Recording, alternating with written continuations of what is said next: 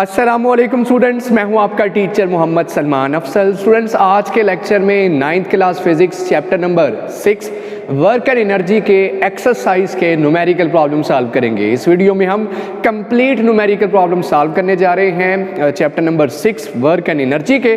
तो बच्चों, जो बच्चे इस चैनल पे न्यू हैं वो जल्दी से इस चैनल को कर लें सब्सक्राइब और साथ लगी बेल की घंटी को ज़रूर प्रेस करें ताकि हमारी हर आने वाली लेटेस्ट वीडियो आपको मिल सके। तो बच्चों स्टार्ट करते हैं। मैं टेक्स्ट बुक से स्टेटमेंट्स पढ़ता हूँ न्यूमेरिकल प्रॉब्लम्स की और आपके लिए न्यूमेरिकल प्रॉब्लम्स को इंतहाई आसान बना दिया जाएगा। जैसा कि हमने प्रीवियस चैप्टर्स के न्यूमेरिकल्स को आसान बनाया, उनको कंप्लीटली डिस्क्राइब करूंगा, पिक्टोरियल वे से समझाऊंगा, तस्वीरी शक्लें बना के आपको इंशाल्लाह से ये डिटेल से बताऊंगा। न्यूमेरिकल प्रॉब्लम 6.1 देखिए। A man has pulled a cart, एक आदमी है जिसने एक कार्ट को खींच रहा है। जी, कार्ट आप जानते हैं, कहीं आपका ग्रोसरी की शॉप पे जाना हुआ हो या मार्केट जाना हुआ हो जहां हम ग्रोसरी की शॉपिंग करते हैं, वहां कार्ट, वो कार्ट जिसके अंदर सामान डालते जाते हैं और बाद में जाके बिल बनवाते हैं। ये चीज़ें हमने ली हैं। कितनी दूर तक लेके जाता है? 35 metre. Applying a force of 300 newton, कितनी फोर्स लगाता है? 300 newton. Find the work done by the man, बताइए बंदे ने कितना काम किया है। तो मैं आपको डायग्राम बना के समझाता हूँ सिचुएशन क्या है। ये देखिए, ये कॉट है, एक कॉट जिसके अंदर वो फर्ज करिए सामान कैरी कर रहा है, सामान उसके अंदर है, कुछ भी उसने परचेज किया है, वो इसके ऊपर फोर्स लगाता है और फोर्स लगा के इसे लेके जा रहा है आगे। कितनी दूर लेके जाता है? 35 मीटर। मान लीजिए ये यहाँ पे ले गया, ये कितनी दूर ले गया? ये फासला जो था, जितनी दूर इसे लेके गया है दैट इज़ 35 मीटर। ये फासला, डिस्टेंस 35 मीटर। इस दौरान इसने अपने हाथों से, बाजुओं से कितनी फोर्स लगाई? 300 न्यूटन इसे यहाँ तक लेके जाते हुए। तो डेटा अगर मैं लिखूँ तो बच्चों क्या क्या पता चला मुझे? गिवन डेटा मैं लिखूँ, बहुत ही सिंपल न्यूमेरिकल है, स्ट्रेट फॉरवर्ड सा न्यूमेरिकल है। गिवन डेटा में क्या आएगा? अप्लाइड फोर्स, कितनी फोर्स अप्लाई, कैपिटल एफ से रिप्रेजेंट किया जाता है, कितनी है? 300 न्यूटन। और डिस्टेंस, कितना डिस्टेंस उसने मूव किया? डिस्टेंस पुल्ड, कितनी दूर डिस्टेंस पुल करके लेके गया, कितनी दूर लेके गया, कितना मूव करवाया, वो कितनी है? एस से ज़ाहिर किया जाता है और वो वैल्यू है 35 मीटर्स। तो मालूम करने को क्या कहता है? बताइए इस दौरान उसने कितना काम किया। वर्क डन बताइए। अब जानते हैं वर्क को कैपिटल W के साथ रिप्रेजेंट किया जाता है और वर्क का फार्मूला अगर लिखूं, फार्मूला ऑफ वर्क हम जानते हैं, बहुत ही सिंपल फार्मूला है वर्क का, F क्रॉस S या F डॉट S, इस तरह से। तो बच्चों हमारे पास क्या दोनों वैल्यूज़ नहीं हैं? अगर आप गौर से देखिए तो यही फार्मूला यूज़ होगा वर्क मालूम करने के लिए। इस इक्वेशन नंबर 1 का नाम दे दीजिए bye putting values in equation 1। लाइए जी, फोर्स की जगह 300, एस की जगह 35 and answer will be 10,500 joules.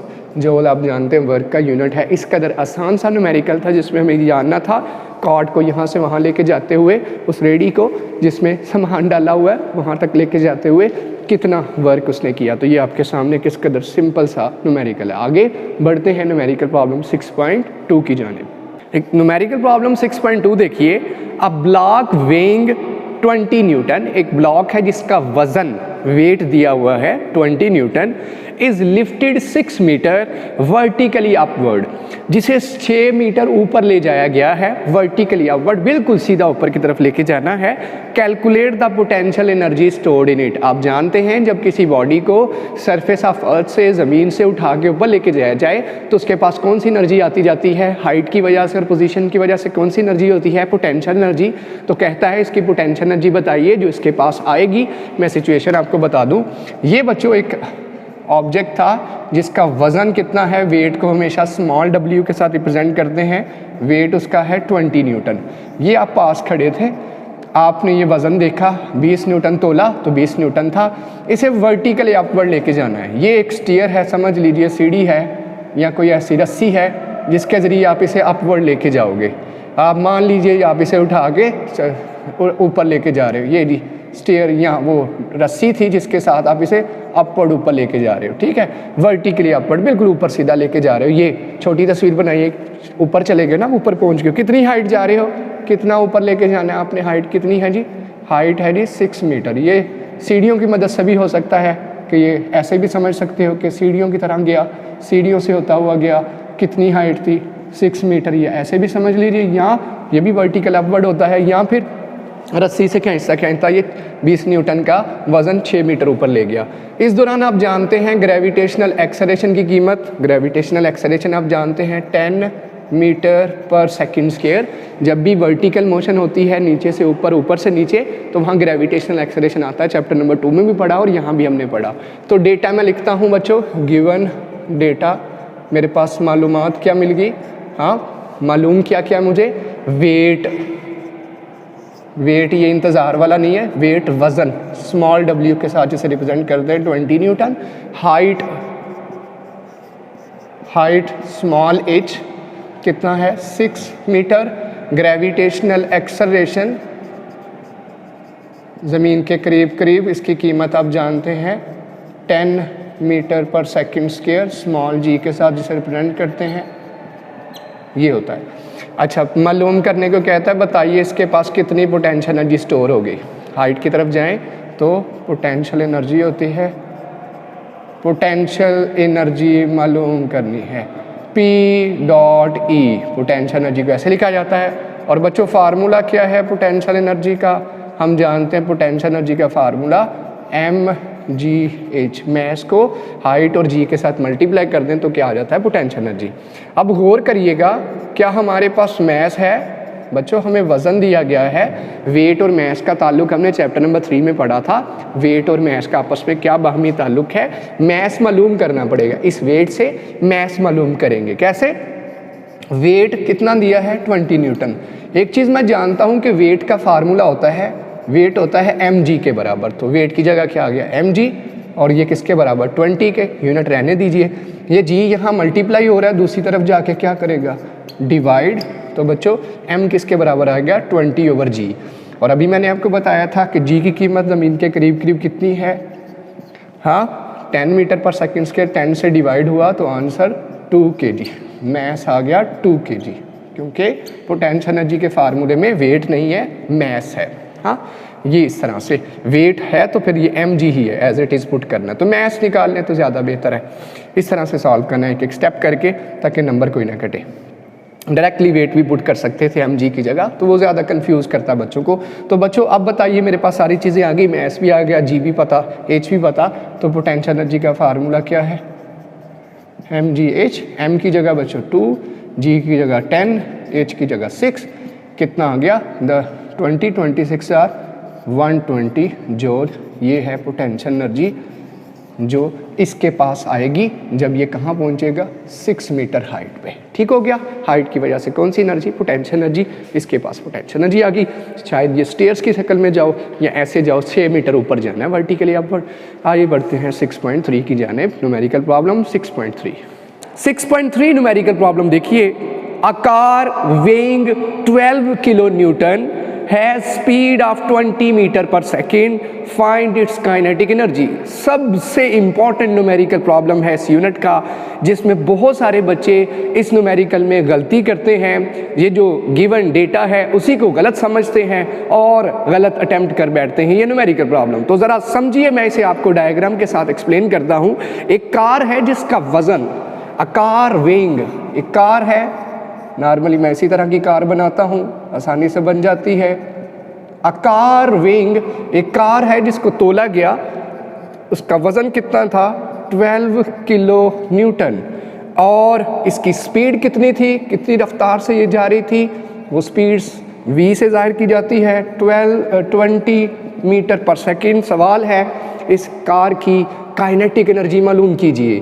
तो बच्चों गिवन डेटा लिखते हैं, गिवन डेटा मुझे यहाँ से जो पता चल रहा है उससे, उसमें सबसे पहली चीज़ वेट ऑफ कार, कार का वज़न स्मॉल w किसके बराबर 12 किलो न्यूटन, किलो का मतलब 10 की पावर 3, 10 की पावर 3 का मतलब 7 में 1000 मल्टीप्लाई रिजल्ट इज 12,000 न्यूटन उसका वजन है।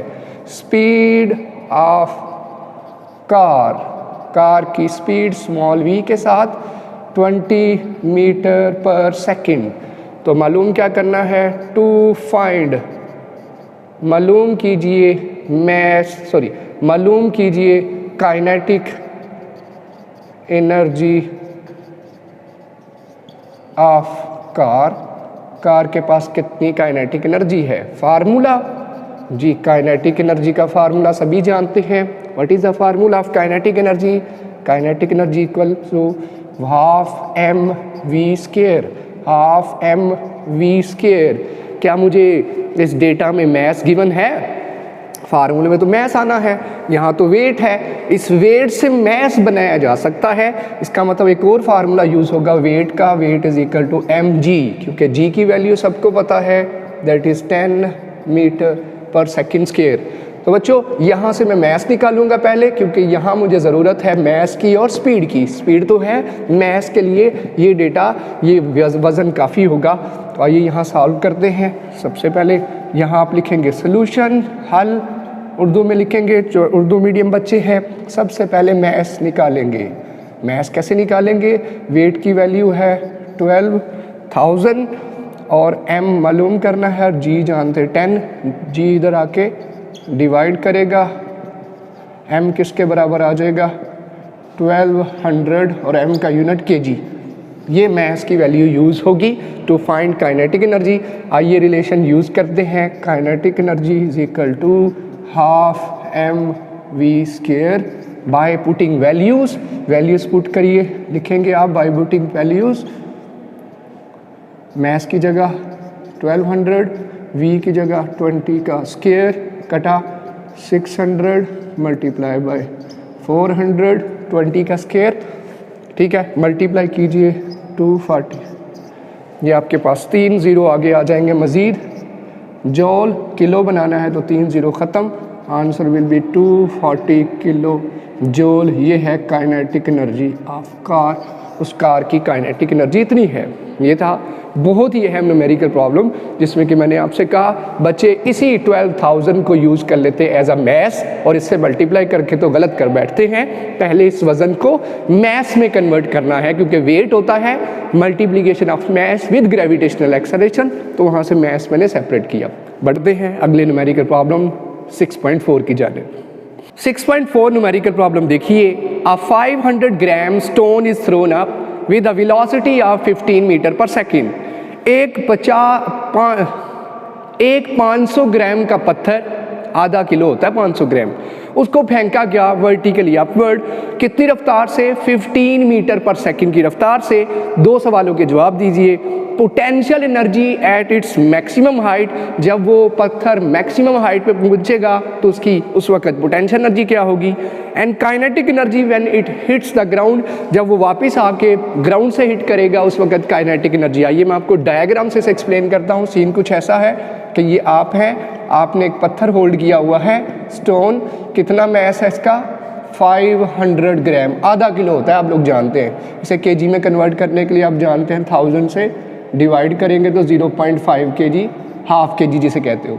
इसे फेंका गया, कहता है जब ये मैक्सिमम हाइट पे गया तो बताइए इस जगह पे इसकी पोटेंशियल एनर्जी क्या है, और जब ये वापस आएगा, दूसरी तस्वीर बना देता हूँ। जब ये वापस आएगा जी, तो वापसी पे यहाँ से इसने वापस आना है, तो जब ये ग्राउंड को हिट करे तो बताइए इसके पास काइनेटिक एनर्जी कितनी है। दोनों डायग्राम्स बना दी, तो ये दो सवालों के जवाब देने होंगे। ये ए है, ये बी है। आइए डेटा में, डायग्राम मैं इसलिए बनाता हूँ ताकि कॉन्सेप्ट आपके जहनों में बैठ जाए, करना क्या है क्या है एक्चुअली, फिर आपको न्यूमेरिकल प्रॉब्लम कभी नहीं भूलेगा। तो बच्चों मैं लिखता हूँ मैस ऑफ स्टोन, पत्थर का मैस कितना है जी? 500 ग्राम। केजीज में कन्वर्ट कीजिए, ऐसा यूनिट तो किलोग्राम है ना जी, ये आ गया मैस का किलोग्राम यूनिट के अंदर वैल्यूज़ की। और कितनी वेलोसिटी ऑफ स्टोन, बच्चों किस वेलोसिटी से फेंका गया है? वो है इनिशियल वेलोसिटी इब्तदाई वेलोसिटी 15 मीटर पर सेकेंड, तो इनिशियल वेलोसिटी है 15 मीटर पर सेकेंड।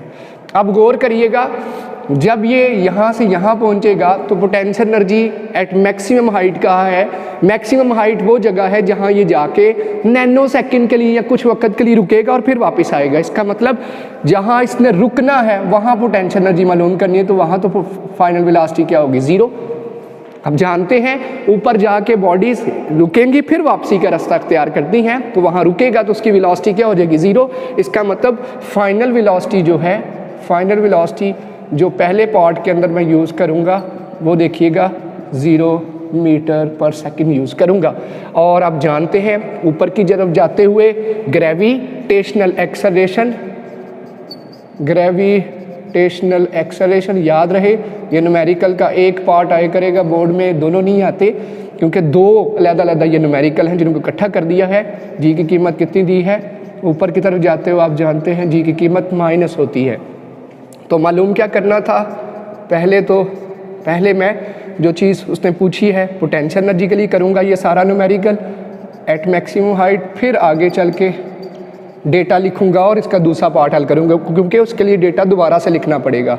मैक्सिमम हाइट पे पोटेंशियल एनर्जी बताइए, पोटेंशियल एनर्जी को ऐसे लिखते हैं P.E, तो फार्मूला आप जानते हैं पोटेंशियल एनर्जी का, सबको पता है पोटेंशियल एनर्जी किसके बराबर है? mgh। अब गौर करिए, हाँ m है, g पता है हमें -10 है, h नहीं है, हाइट नहीं है कि कितनी हाइट तक गया। इसका मतलब हाइट मालूम कर ली जाए तो मैं आसानी से पोटेंशियल एनर्जी मालूम कर सकता हूँ। हाइट कहाँ से मालूम करें? देखिए हमने फर्स्ट इक्वेशन पढ़ी, उसमें Vf = Vi + AT, उसमें तो हाइट का जिक्र ही नहीं है। सेकंड इक्वेशन पढ़ी S = VIT + ½ AT²। हाँ टाइम आ गया, सेकंड भी यूज़ नहीं हो सकती क्योंकि टाइम तो कहीं भी मेंशन नहीं है।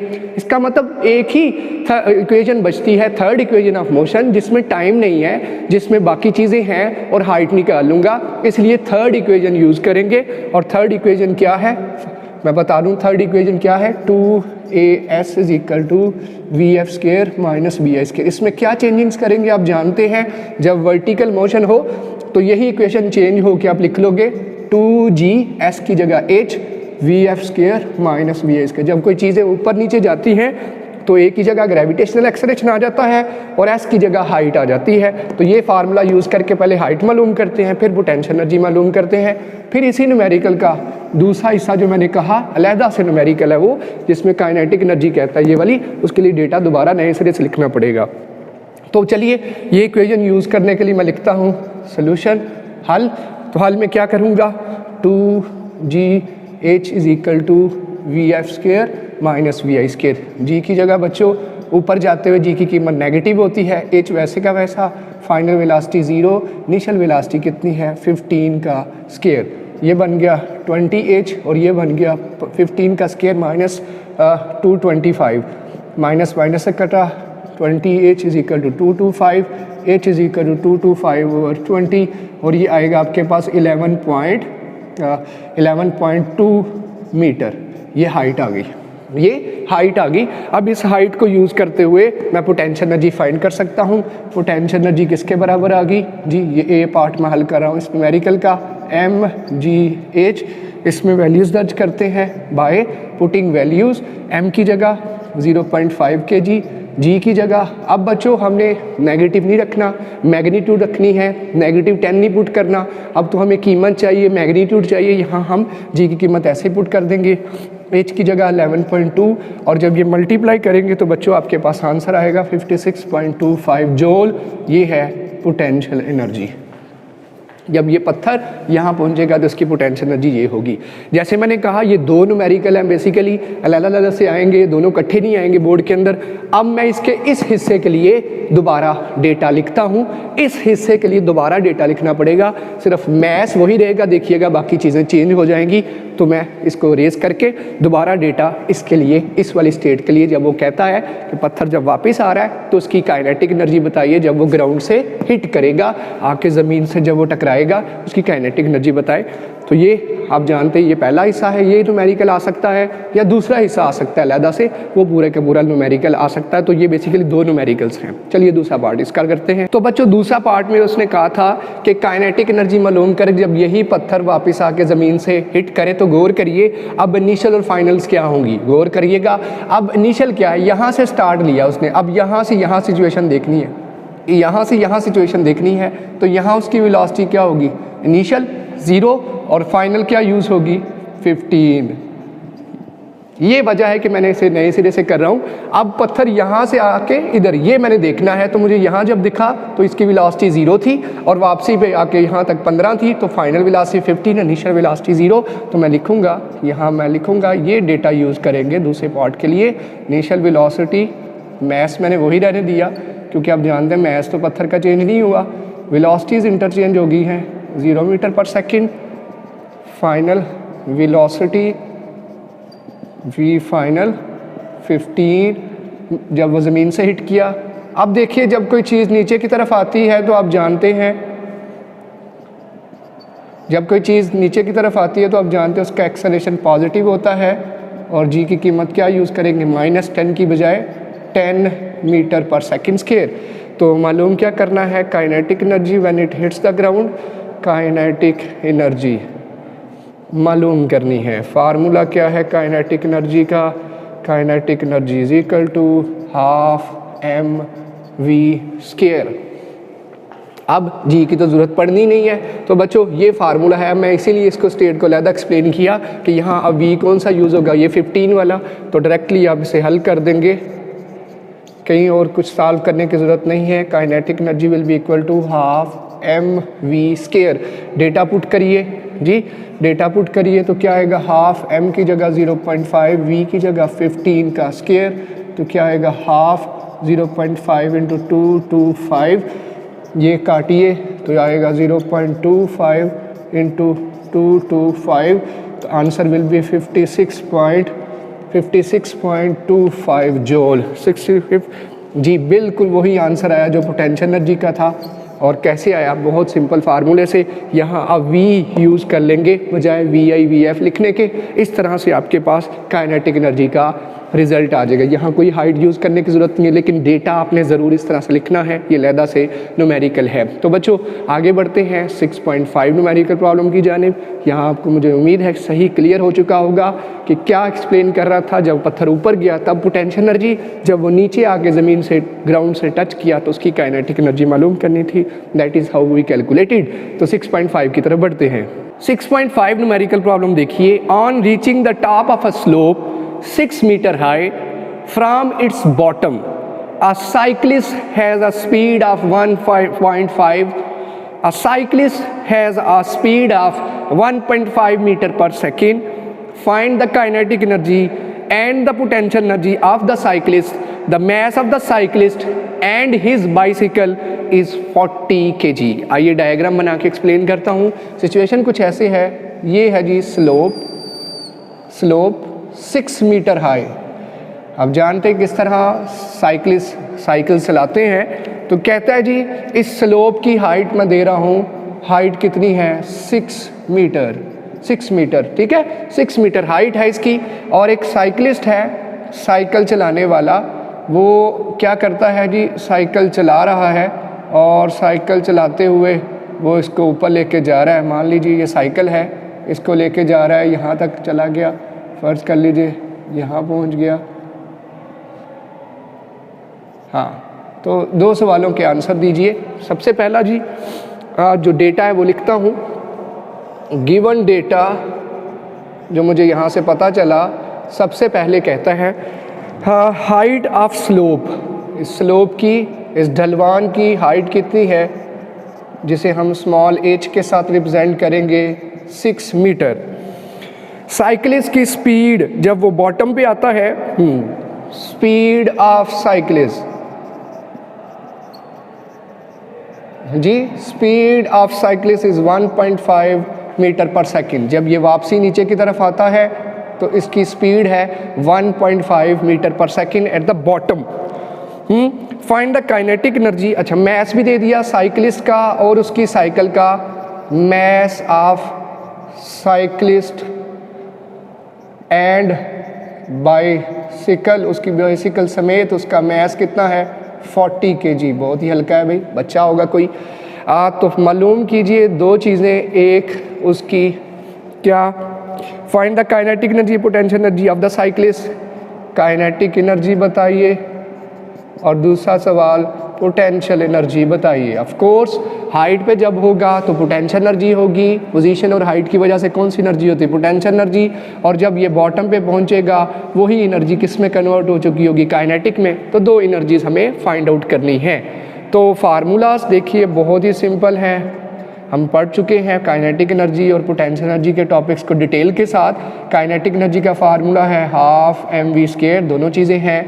पोटेंशियल एनर्जी का फार्मूला है potential energy is equal to mgh, ये भी दोनों चीज़ें हैं।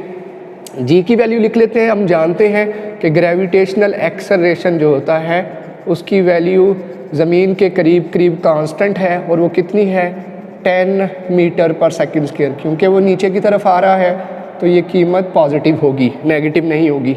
ले जी यहाँ सॉल्व करते हैं।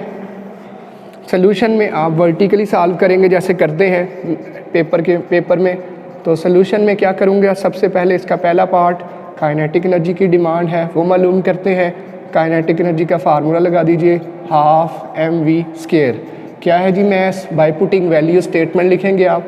40 v की जगह कितना है 1.5 का स्क्वायर, 42 से कटा 20 और 1.5 का आप जानते हैं 2.25, and answer will be 45 joule. जब वो बॉटम पे पहुंचेगा नीचे आएगा तो उसकी एनर्जी 45 जूल होगी। यहाँ पे उसकी एनर्जी अपनी रफ्तार की वजह से 45 जूल होगी। दूसरा पार्ट जिसमें कि पोटेंशियल एनर्जी मालूम करनी है, सिंपल फार्मूला, जिस फार्मूला में डेटा पुट कर दीजिए, मैस की जगह 40, जी की जगह 10 और एच की जगह 6। 40 10s are 400 और 6 से मल्टीप्लाई होगा तो 2400 जूल। जब वो यहाँ था तो उसके पास 2400 जूल एनर्जी थी, जब वो नीचे आया तो सिर्फ 45 जूल एनर्जी काइनेटिक में अपीयर हुई, बाकी होगी ज़ाया। हम जानते हैं रगड़, फ्रिक्शन, रुकावटों की वजह से, एरोडायनेमिक फोर्सेस की वजह से एनर्जी 2400 में से सिर्फ 45 यहाँ अपीयर हुई, बाकी होगी ज़ाया। ये है जी सिंपल 6.5 न्यूमेरिकल प्रॉब्लम। आगे बढ़ते हैं न्यूमेरिकल प्रॉब्लम 6.6 की जानिब। 6.6 न्यूमेरिकल प्रॉब्लम देखिए, a motor boat moves at a steady speed of 4 metre पर सेकेंड। अब जानते हैं कश्ती रानी आपने सुना होगा, झीलों के ऊपर मोटर बोट्स चलती हैं, डैम्स के ऊपर मोटर बोट्स होती हैं, कश्तियाँ होती हैं जो मोटर से चलती हैं। कहता है उसकी स्पीड है 4 मीटर पर second. Water resistance acting on it is 4000 Newton. जो पानी उस पर रुकावट लगा रहा है, चलने में जो रुकावट दे रहा है, रेजिस्टेंस दे रहा है, दैट इज़ 400 न्यूटन की फोर्स लगा रहा है। Calculate the power of its engine, बताइए कि इंजन की पावर कितनी है जो उस फोर्स को ओवरकम करते हुए जनाब भगा के लेके जा रही है मोटर बोट को। आइए मोटर बोट बना लेते हैं। ये एक मोटर बोट है, पानी के अंदर मौजूद है जी। इसका आप जानते हैं यहाँ पे आपने देखा जनरेटर सा, और ये इसका इंजन पड़ा है। यहाँ कोई सवार 1-2 बैठे हैं बीच के अंदर। तो कहता है ये पानी के अंदर चल रही है, इसकी रफ्तार बहुत थोड़ी सी है 4 मीटर पर सेकेंड। जो पानी से आगे से रेजिस्टेंस दे रहा है इससे चलने में, वो फोर्स है 4000 न्यूटन। बताइए इस इंजन की पावर कितनी है। ये जो इंजन लगा हुआ है, मोटर लगी हुई है, इसकी पावर मालूम कीजिए। बहुत ही सिंपल न्यूमेरिकल जी। डेटा जो गिवन है सबसे पहले वो लिखा जाता है, हमेशा आपने ऐसे ही न्यूमेरिकल करना है। उर्दू मीडियम वाले लिखेंगे मालूम, मतलूब जी, फार्मूला, वो सारा कुछ। तो सबसे पहले पता चला स्पीड ऑफ मोटर बोट कितनी है, स्मॉल वी के साथ 4 मीटर पर second. Resistance force of resistance या रेजिस्टेंस फोर्स कितनी है, कैपिटल एफ कितनी है 4000, या वाटर रेजिस्टेंस लिख सकते हो 4000 न्यूटन। मालूम क्या करना है, to find power of motor boat engine, power of engine capital P मालूम करना है जी। फार्मूला बच्चों हमने पढ़ रखा है पावर का फार्मूला हम जानते हैं। पावर का फार्मूला है वर्क पर यूनिट टाइम। ये पावर का फार्मूला पढ़ा था, वर्क पर unit time is equal to power.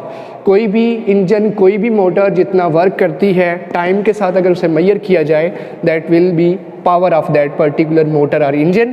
तो बच्चों इस फार्मूले को यूज़ करते हैं। हमें तो वर्क नहीं दिया हुआ, लेकिन देखिएगा ये न्यूमेरिकल भी इंपॉर्टेंट है, बड़ी दफ़ा एग्जाम्स के अंदर आ चुका है। Work over time, capital W/T। अच्छा, अब आप जानते हैं वर्क किसके बराबर होता है। हम जानते हैं ये जो वर्क है ये बेसिकली F क्रॉस S, यही पढ़ा ना work, F cross S, force into displacement. यहाँ करता हूँ मजीद, फोर्स इनटू डिस्प्लेसमेंट। फिर दोबारा लिखता हूँ इस एक्सप्रेशन को यहाँ पे। अच्छा, अब मुझे बताइए ये जो चीज़ है ये क्या चीज़ है। अगर मैं इसे अलहदा से लिखूँ तो ऐसे लिख सकता हूँ S/T। S/T क्या पढ़ा था, distance over time, rate of change of distance, the distance covered by body unit time. ये तो स्पीड है, स्पीड है, स्पीड है।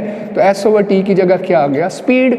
V आ गया। तो देखिए F भी है, V भी है। जस्ट इस फार्मूले को इक्वेशन नंबर 1 का नाम देके बाय पुटिंग वैल्यूज, तो पावर किसके बराबर आ गया, 400 multiply by 4, 4000 multiply by 4, 16,000 watt power. इसको अगर लिखना है किलो में तो ये 16 किलो वाट, ये आपके पास पावर है उस इंजन की, 16 किलो वाट। ये था न्यूमेरिकल प्रॉब्लम 6.6। आगे बढ़ते हैं न्यूमेरिकल प्रॉब्लम 6.7 की जानिब। ये किस कदर आसान है, एग्जाम्स में कई दफ़ा आया हुआ है। 6.8 न्यूमेरिकल प्रॉब्लम देखिए। अ 50 kg man moved 25 steps up in 20 seconds. एक 50 kg का आदमी क्या करता है, 25 स्टेप्स, स्टेयर के, सीढ़ियों के 25 स्टेप ऊपर चढ़ता है। कितनी देर में, 20 सेकेंड्स के अंदर। फाइंड हिज पावर, उसकी पावर मालूम कीजिए। If each step is 16 centimetre high, अगर हर एक स्टेप 16 सेंटीमीटर का हो तो बताइए कि उसकी पावर कितनी है, क्योंकि 20 सेकंड के अंदर वो उतनी हाइट ऊपर चढ़ जाता है। यदि मैं डायग्राम बना लेता हूँ जो बुक पे भी बनी होगी। सीन कुछ ऐसे है कि ये रन करता हुआ, भागता हुआ ऊपर चढ़ रहा है, ठीक है, रनिंग करता हुआ ऊपर जा रहा है। टाइम कितना लेता है, 20 सेकेंड्स। हर स्टेप की जो हाइट है दैट इज़, उसकी हाइट दी है 16 centimetre, height of each step. और इस जैसे कितने स्टेप्स हैं, 25 स्टेप्स हैं टोटल। इस तरह के पायदान या सीढ़ियाँ हैं, सीढ़ियों के कितने स्टेप्स हैं, पावर बतानी है। और इसका अपना मैस कितना है, मैस कितना है इसका मैस है जी 50 kg। तो बच्चों गिवन डेटा लिखता हूँ, मालूमात जो मुझे यहाँ से पता चली स्टेटमेंट पढ़ने के बाद। सबसे पहले मैस ऑफ मैन, आदमी का मैस कितना है, किसे लिखते थे, स्मॉल m के साथ 50 kg जी। Time taken small t 20 second. Height of each step, हर स्टेप की हाइट कितनी है, हाइट दी है हर स्टेप की 16 सेंटीमीटर। मीटर बनाइए, 100 से डिवाइड 0.16 मीटर। और number of steps, total steps कितने हैं, n कितना है, 25। अब बच्चों देखिए एक स्टेप की हाइट 16 सेंटीमीटर है और टोटल इस जैसे कितने स्टेप्स हैं, 25। तो टोटल हाइट कितनी बनेगी, हर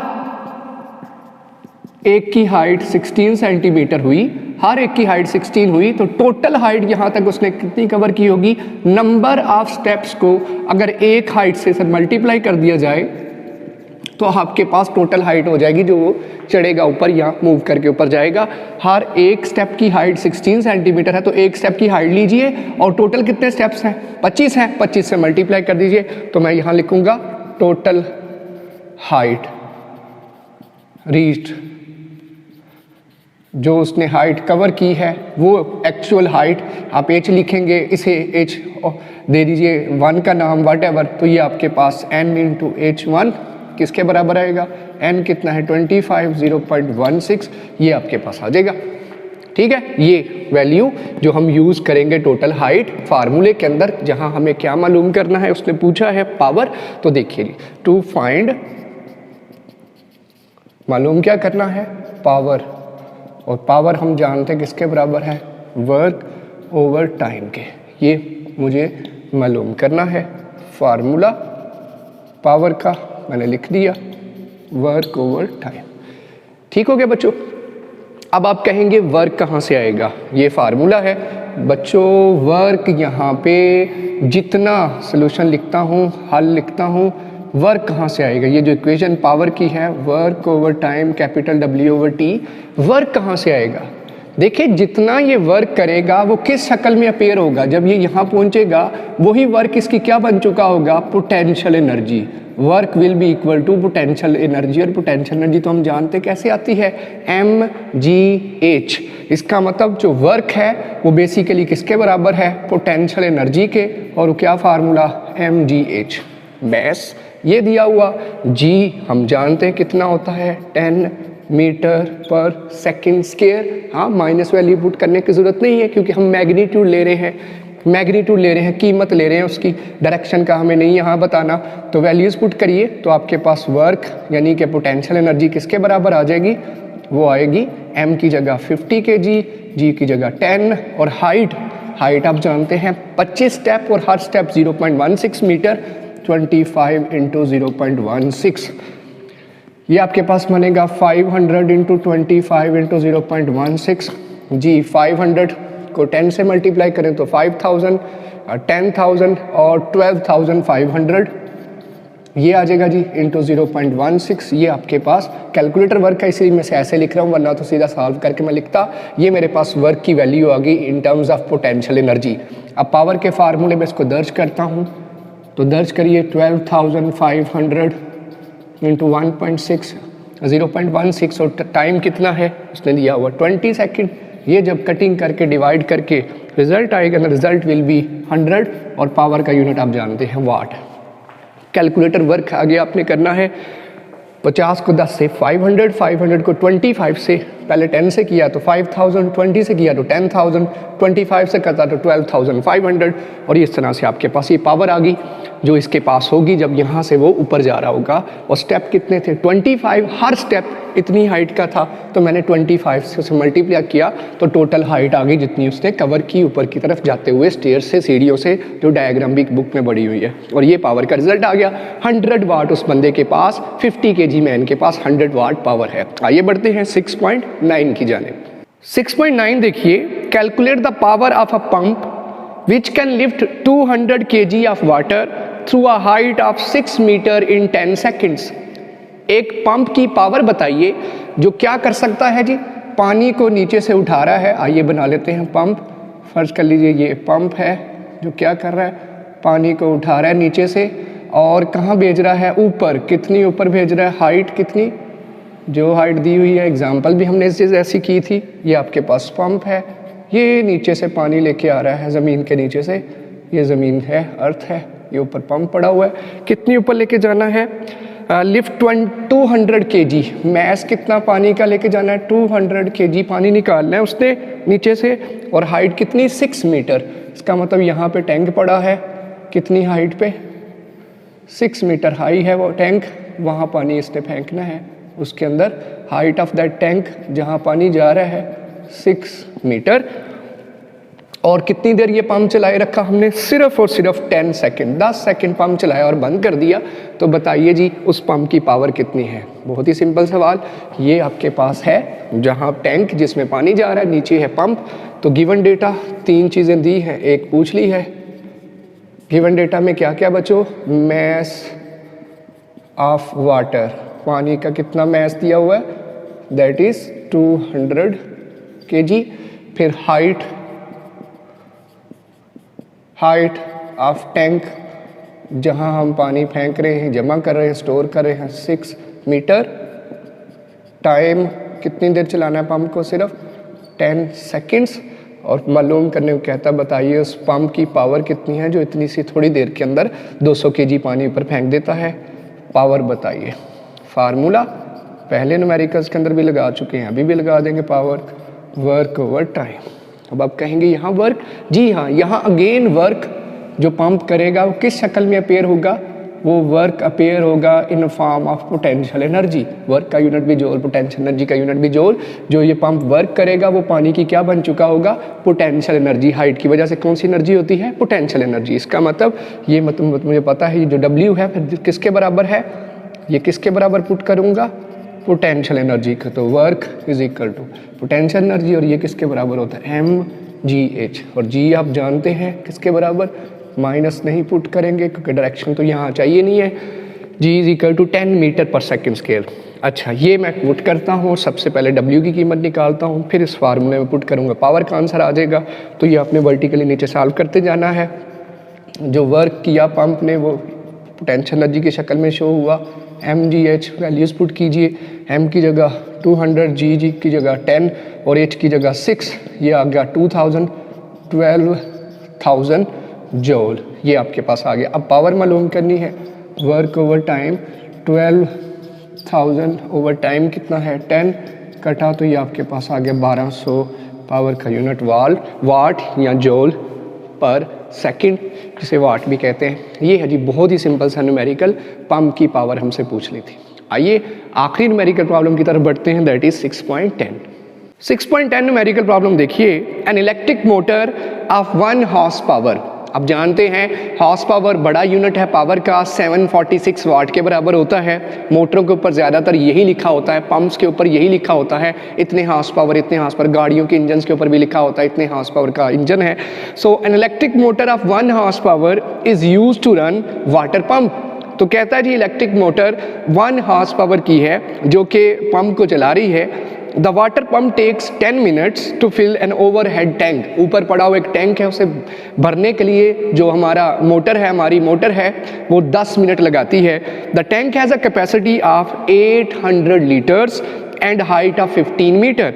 जो आपका टैंक है उसके अंदर 800 लीटर पानी आ सकता है। और कितनी ऊपर है वो टैंक, कितनी ऊपर हाइट पे पड़ा हुआ है, 15 मीटर ऊंचा वो टैंक पड़ा हुआ है। Find the actual work done by the electric motor to fill the tank, और साथ में क्या बताइए, also find the efficiency of the system. लीजिए डायग्राम ड्रॉ करता हूँ। ये आपके पास एक इलेक्ट्रिक पंप है पिछले न्यूमेरिकल की तरह। यहाँ थोड़े से सवालात ज़्यादा हैं, चीज़ें डेटा कुछ ज़्यादा दिया हुआ है, गौर से समझिएगा जी। ये आपके पास एक इलेक्ट्रिक पंप है, मान लीजिए ये इलेक्ट्रिक पंप है जी हैवी वाला, जो क्या कर रहा है, कितनी ऊपर पानी फेंक रहा है जी, कितनी ऊपर है, हाँ 15 मीटर ऊपर, तकरीबन 2 मंजिला ऊपर। डबल स्टोरी आपका घर हो तो तब 15 मीटर होगा, वहाँ पे पानी को फेंक रहा है। ये है जी स्टोरेज टैंक। स्टोरेज टैंक का वॉल्यूम भी बता दिया कितना पानी वो ऑक्यूपाई कर सकता है। ये है जी टैंक। टैंक कितनी हाइट पे बताया उसने, कितनी हाइट है टैंक की, टैंक हाइट इज़ 15 मीटर। और इसका वॉल्यूम कितनी पानी इसके अंदर आ सकता है, कैपेसिटी क्या है इसकी, कैपेसिटी है जी 800 लीटर्स। 800 लीटर्स इसके अंदर ऑक्यूपाई हो सकता है वाटर। और टाइम कितनी देर ये चलाना है पंप, 10 मिनट्स। इसके अलावा जी हाँ यही कुछ चीज़ें दी हैं, और पावर दे दी है इसकी। Power of that pump is 1 horse power, जिसे कि 746 वाट कहा जाता है। आइए डेटा लिखते हैं और इसे हल करते हैं। ठीक है जी, 2 सवाल हैं। एक तो बताइए कितना वर्क करना पड़ा इस पंप को, और दूसरा एफिशिएंसी ऑफ दिस पंप कितनी। हर चीज़ की हम एफिशिएंसी तो जानना चाहते हैं, कितनी इनपुट कितना आउटपुट, उसकी रेशियो एफिशिएंसी कहलाती है। सो गिवन डेटा में सबसे पहले लिखता हूँ हाइट ऑफ ओवरहेड, ऊपर पड़ा जो टैंक है उसकी हाइट कितनी है, h is equal to 15 metre. उसके अलावा जी पावर ऑफ पंप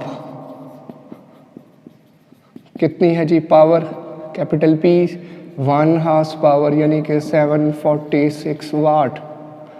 उसके बाद टाइम है 10 मिनट्स, सेकंड में कन्वर्ट कीजिए, 600 सेकंड्स चलता है ये पंप। और कितना वॉल्यूम है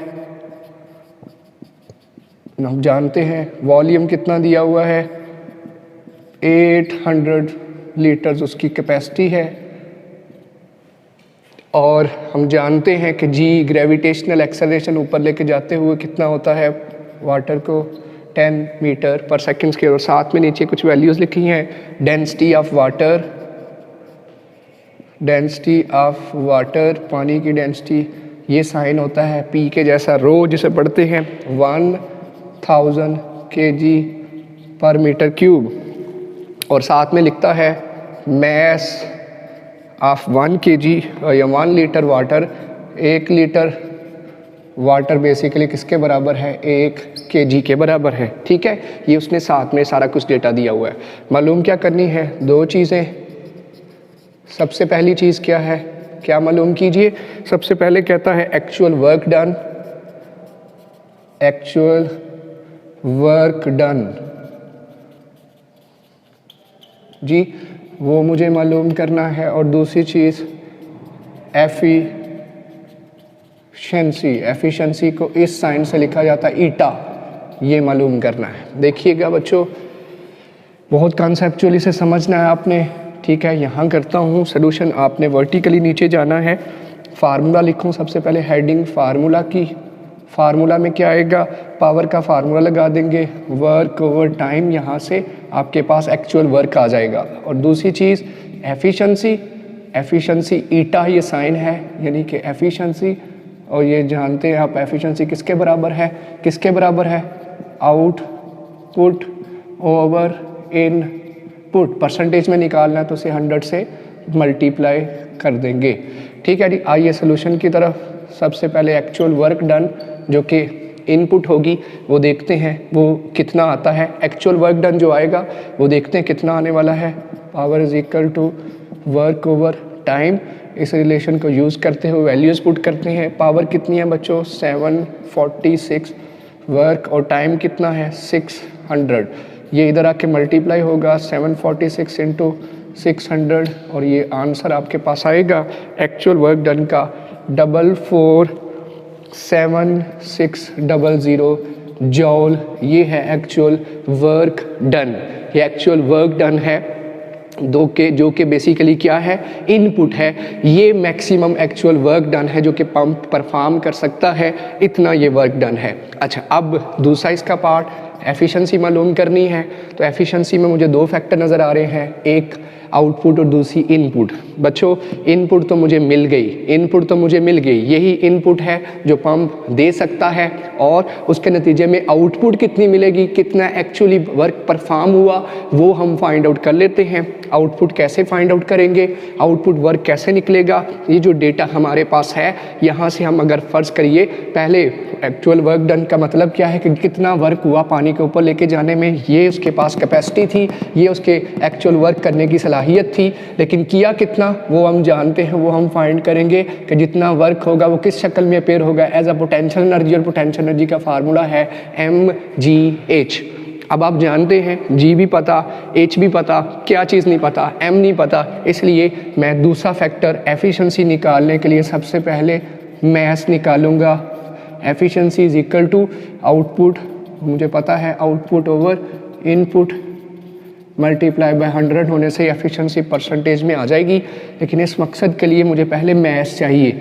मैस मालूम करते हैं तो बच्चों मैस कहाँ से निकलेगा, उसने एक चीज़ मेंशन की है कि 1 लीटर पानी जो है 1 लीटर 1 kg के बराबर है।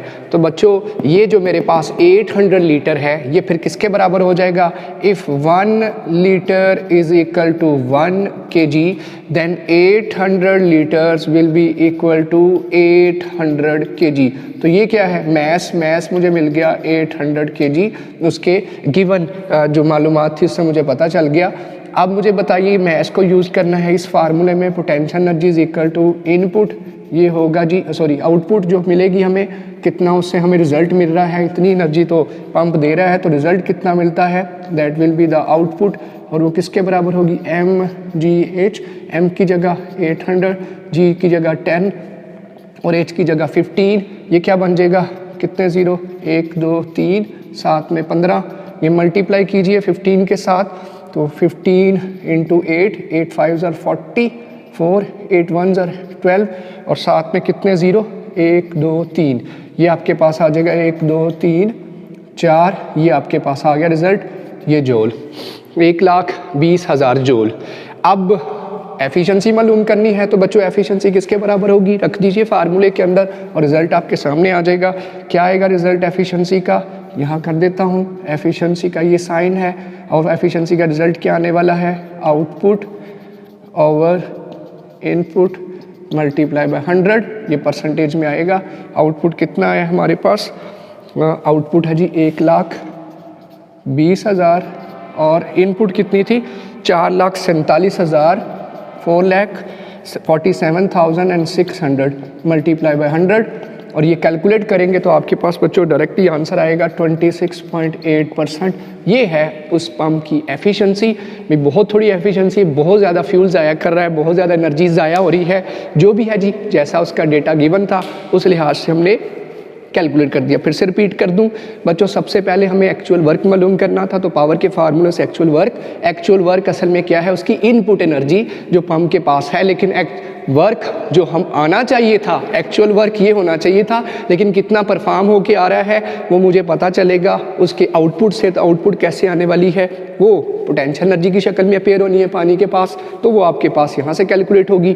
फिर कितनी एफिशिएंसी है, कितना ज़ाया किया, कितना उसने वर्क किया, वो तो रेशियो है आउटपुट ओवर इनपुट पुट किया, तो 26.8% उसकी एफिशिएंसी है, बाकी 73.2% उसने एनर्जी ज़ाया कर दी है। न्यूमेरिकल प्रॉब्लम 6.7 देखिए, a man pulls the block with the force of 300 Newton. एक आदमी 300 न्यूटन की फोर्स लगा के एक ब्लॉक को धकेलता है, खींचता है, थ्रू 50 मीटर 50 मीटर दूर ले जाता है इन 60 सेकेंड्स। टाइम कितना लेता है, 60 second, 1 minute. Find the power use by him to pull the block. बताइए उस बंदे की पावर कितनी है। आइए मैं डायग्राम बना के एक्सप्लेन करता हूँ।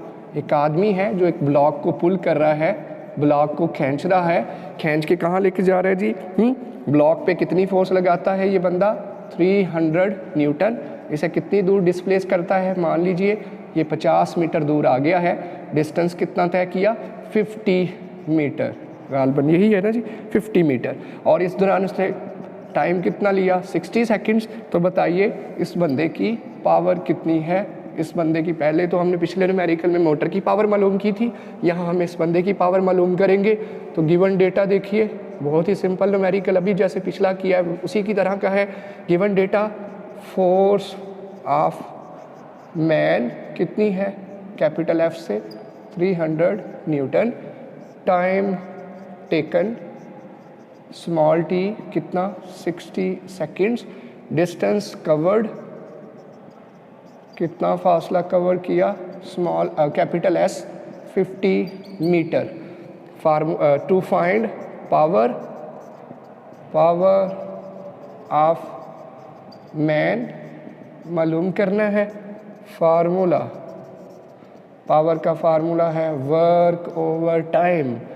सॉल्यूशन, हल जी। अब फिर कहेंगे वर्क तो है नहीं, वर्क मालूम, वर्क को ओपन करें एक दफ़ा लिखने के बाद, इसमें ओपन करता हूं तो क्या बनेगा, F cross S over T। Work का फार्मूला है F इंटू S, F भी है, S भी है, T भी है। इस इक्वेशन को यूज़ कर लीजिए। तो P of power is equal to F cross S over T। पिछले में इसे स्पीड बना लिया था, यहाँ बनाने की ज़रूरत नहीं है। इस पर वैल्यूज़ पुट करें तो F की जगह 300, S की जगह 50 और T की जगह 60। ये कट गया 30 और ऊपर ये 6 5 30 फॉर 250, ये 250 और पावर का आंसर आ गया 250 वाट। ये है पावर उस बंदे की जो कि 300 न्यूटन की फोर्स लगा रहा है और उसे धकेल के वहाँ लेके जा रहा है। ये न्यूमेरिकल प्रॉब्लम 6.7